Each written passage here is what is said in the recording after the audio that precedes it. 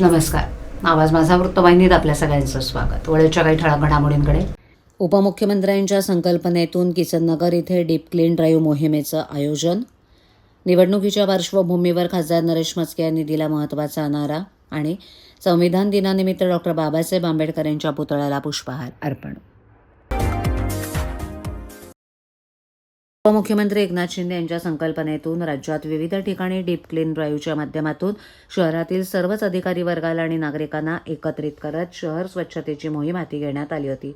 त्यानंतर पुन्हा एकदा शिंदे यांच्या मतदारसंघातील किसननगर येथे पालिकेच्या अंतर्गत येणाऱ्या पाईपलाईन्स इथे शिवसेना सचिव राम रेपळे यांच्या माध्यमातून डीप क्लीन ड्राईव्ह मोहिमेचं आयोजन करण्यात आलं. यावेळेला शिवसेनेचे पदाधिकारी तसंच ठाणे महानगरपालिकेचे अधिकारी आणि सफाई कर्मचाऱ्यांनी संपूर्ण परिसर हा डीप क्लीन मोहिमेच्या माध्यमातून ठाण्यात शून्य कचरा मोहीम सुरू झालेल्याचं चित्र पाहायला मिळत आहे. मोहिमेबद्दल काय सांगाल आणि कितपत महत्त्वाचं येणाऱ्या काळात काय याची उपाययोजना असणार आहे? हिंदू हृदय सम्राट वंदनीय शिवसेना प्रमुख बाळासाहेब ठाकरे यांनी आम्हाला एक मूलमंत्र दिलं, 80% समाजकारण 20% राजकारण. आणि गुरुवारी या धर्मवीर आनंदगे साहेबांच्या तालमीत तयार झाले आम्ही सारे शिवसैनिक आहोत. आणि शिवसेना नेहमीच रस्त्यावर उतरलेली असते. आमची बांधिलकी ही जनतेशी असते. त्याच्यामुळे आपण जनतेसाठी सातत्याने काहीतरी करतच राहायला पाहिजे, हे आपलं कर्तव्य आहे. ह्या भावनेतून महाराष्ट्र राज्याचे यशस्वी मुख्यमंत्री विद्यमान उपमुख्यमंत्री एकनाथ शिंदे साहेब यांच्या नेतृत्वाखाली पहिल्यांदा डीप क्लीन ह्या महाराष्ट्रात मुंबईमध्ये करण्यात आलं. त्यावेळेस लोकांनी त्यांची थट्टा केली. हे मुख्यमंत्र्याचं काम नाही, परंतु आमची बांधिलकी जनतेशी आहे. मुंबईकरांना स्वच्छ हवा प्रदूषण मुक्त मुंबई करण्यासाठी त्यांनी पहिलं पाऊल उचललं. मग ठाणेकर कसे मागे राहतील? मग ठाणेकरांनी त्यांच्या हाकेला ओ दिली आणि संपूर्ण शिवसैनिक आणि महानगरपालिकेची यंत्रणा कामाला लागली. आणि हा म्हणता प्रत्येक आठवड्याला महापालिका कर्मचारी त्यांचे सर्व अधिकारी सुट्टी असून सुद्धा ते त्या दिवशी आपल्या कर्तव्य भावनेतून हे ठाणे शहर स्वच्छ करण्यासाठी प्रामाणिक प्रयत्न करत असतात.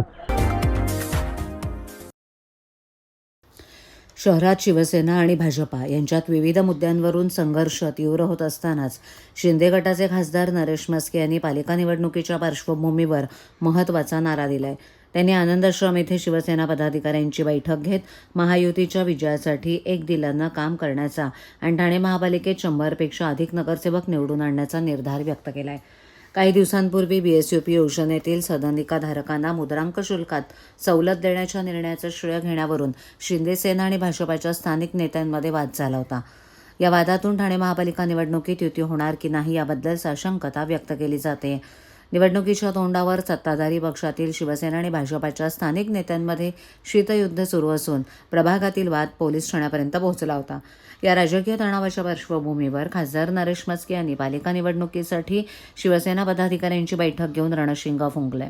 त्यांनी अब की बार सो पार असा नारा देत संपूर्ण शहरात महायुतीचे 100पेक्षा अधिक नगरसेवक निवडून आणण्याचा निर्धार व्यक्त केला. स्थानिक स्वराज्य संस्थांच्या निवडणुकीच्या पार्श्वभूमीवर शिवसेनेनं संपर्क प्रमुखांची घोषणा केली आहे. यामध्ये खासदार नरेश म्हस्के यांच्याकडे ठाणे, नवी मुंबई आणि पुण्याची जबाबदारी सोपवण्यात आली आहे. या नियुक्तीनंतर त्यांची ही पहिलीच बैठक पार पडली. आमदार संजय केळकर यांनी आज संविधान दिनानिमित्त कोटनाका येथील संविधानकार महामानव डॉक्टर बाबासाहेब आंबेडकर यांच्या पूर्णाकृती पुतळ्याला पुष्पहार अर्पण करून वंदन केलं. तसंच कोटनाका सर्कल येथील ज्ञानज्योती सावित्रीबाई फुले आणि महात्मा ज्योतिराव फुले यांच्या पुतळ्याला अभिवादन करून संविधान चौकात संविधान प्रास्ताविक वाचन केलं. विशाल वाघ यांनी संविधान वाचन कार्यक्रमाचं आयोजन केलं होतं. यावेळेला ज्येष्ठ माजी नगरसेवक संजय वाघुले, माजी नगरसेवक सुनील हंडोरे आणि मेघना हंडोरे, जयेंद्र कोळी, माजी नगरसेविका नम्रता कोळी, वीरसिंग पारछा, राजेश गाडे, विशाल वाघ, उषा वाघ, कृपाल कांबळे, निलेश कोळी उपस्थित होते आणि नागरिकही उपस्थित होते. भारतरत्न डॉक्टर बाबासाहेब आंबेडकरांनी निर्माण केलेलं हे संविधान जगातली सर्वोच्च लोकशाही भारतामध्ये जी चालू आहे त्याला हे संविधान जो आहे हा महत्त्वाचा पाया आहे. संविधानाला नमस्कार करून संविधानाचा मान राखून हा देश चालवण्याची ही एक प्रकारची प्रतिज्ञा आहे. आणि त्यामुळे 75 वर्षाच्या कालखंडामध्ये या देशामधल्या गोरगरिबाला, वंचित, दुर्लक्षित मागे पडलेल्या अशा मनुष्याला ताकद देण्याचं काम जर कोणी केलं असेल तर हे संविधानाने केलं आहे आणि त्याच्यामुळे आमच्या दृष्टीने संविधान ही अत्यंत महत्त्वाचा अशा प्रकारची ही संविधान आहे.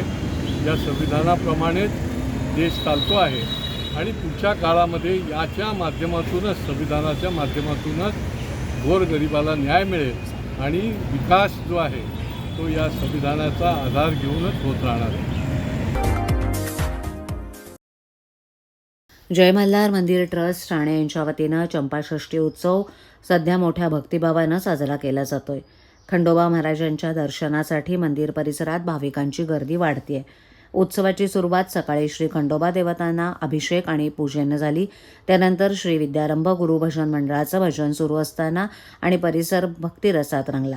सायंकाळी प्रमुख कार्यक्रम पार पडतोय. खंडोबा चरित्र ज्ञानद प्रदीप यांचं प्रवचन, नवनाथ भक्ती सत्संग तसंच खंडोबा जागरण आणि गोंधळ या पारंपरिक भक्तिसेवा भाविकांना आध्यात्मिक अनुभूती देत आहेत.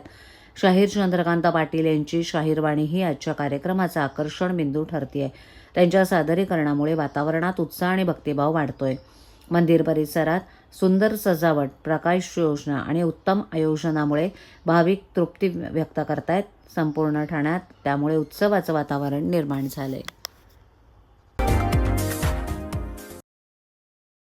कोकण पदवीधर मतदारसंघाचे आमदार ॲडव्होकेट निरंजन डावखरे यांनी ठाणे, कळवा, मुंब्रा, परिवा परिसरातील काही बार, वाईन शॉप आणि बिअर शॉपजवळ दिवसेंदिवस वाढत चाललेल्या अराजकतेबाबत कठोर भूमिका घेतली असून याबाबत ठाणे पोलीस आयुक्त आशुतोष डुमरे यांना निवेदन सादर करत तातडीनं प्रभावी कारवाईची मागणी केली आहे. निवेदनात नमूद केल्याप्रमाणे काही ठिकाणी मद्यधुंद अवस्थेत फिरणाऱ्या व्यक्तींकडून सार्वजनिक ठिकाणी गोंधळ, गल्लीबोळात भांडण, वाहनांना अडथळा, महिलांना त्रास देणं अशा घटनांमध्ये वाढ होते.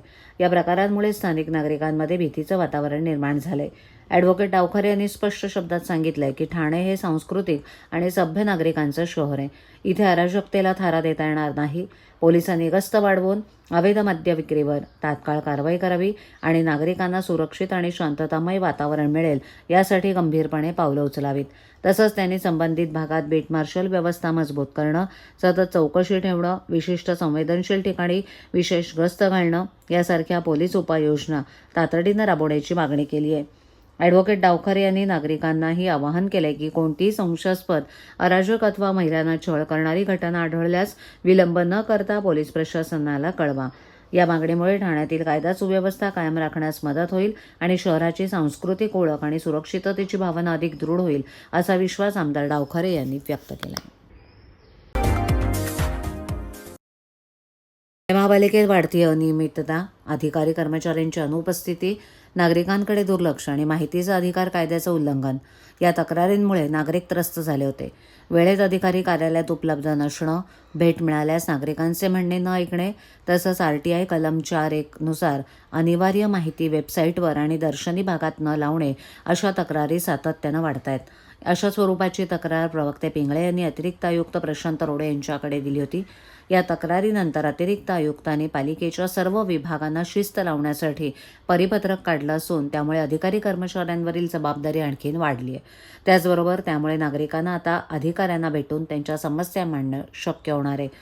केंद्र शासनाचा माहितीचा अधिकार अधिनियम 2005 प्रमाणे 17 बाबींची माहिती कलम 4(1) नुसार संकेतस्थळ फलकावर तिमाही अद्ययावत करणं, नागरिकांनी मागणी केल्यास सर्व अभिलेखांचे अवलोकन सहज उपलब्ध करून देणं, प्रत्येक सार्वजनिक प्राधिकरणाकडे अभ्यागतांना अभिप्रायासाठी अर्ज ठेवणे, अभ्यागतांसाठी निश्चित भेटीची वेळ राखून ठेवणे आणि कार्यालयाबाहेर फलकावर तसं नमूद करणं, पुरेसा वेळ देऊन नागरिकांचं म्हणणं ऐकून घेणं, कार्यालयात हालचाल नोंदवही ठेवणे आणि अधिकाऱ्यांनी कार्यालयाबाहेर पडताना नोंदवहीत नोंद करणं, कार्यालयातून बाहेर पडताना अधिकारी कर्मचाऱ्यांनी वातानुकूलित यंत्रणा, दिवे, पंखे बंद करणं, नागरिकांकडून येणाऱ्या तक्रारी, निवेदनं आणि पत्रव्यवहारावर शासनाच्या परिपत्रकानुसार विहित मुदतीत कार्यवाही करणं, कार्यालयीन वेळेत ओळखपत्र आणि गणवेश परिधान करणं असे निर्देश अतिरिक्त आयुक्त रोडे यांनी दिले आहेत.